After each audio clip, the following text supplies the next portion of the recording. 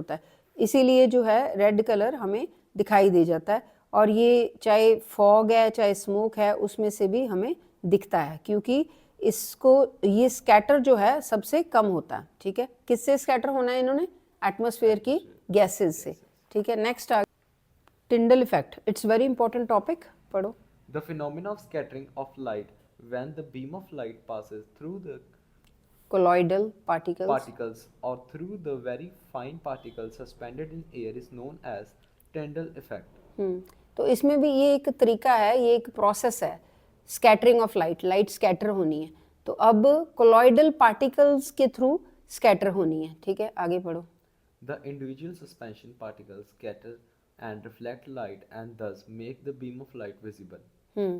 तो यहाँ पे क्या होता है कि सस्पेंडेड पार्टिकल्स होते हैं, एयर में काफ़ी कुछ होता है, गैसेस भी हैं लेकिन सस्पेंडेड पार्टिकल्स भी हैं। ठीक है, कई बार डस्ट भी होती है, तो वो those kind of suspended particles जो है वो भी लाइट को स्कैटर करते हैं और रिफ्लेक्ट करते हैं। रिफ्लेक्ट मतलब वहाँ स्ट्राइक होके, आपको पता ही है रिफ्लेक्शन चैप्टर किया हुआ, लाइट स्ट्राइक होके तो वापस आती है। ठीक है, रिफ्लेक्टेड रे के थ्रू।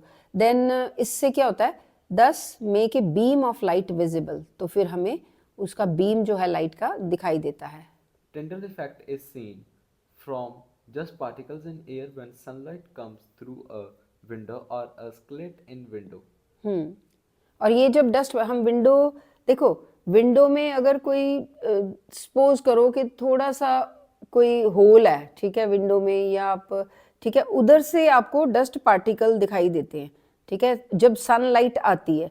और आपने वो भी देखा होगा थिएटर्स में भी, थिएटर्स में प्रोजेक्टर जब चलता है तो हमें रास्ते में वो जहाँ से प्रोजेक्टर चला रहे हैं और जहाँ तक स्क्रीन है, हमें रास्ते में वो डस्ट पार्टिकल्स भी दिखते हैं। तो that is known as Tyndall effect.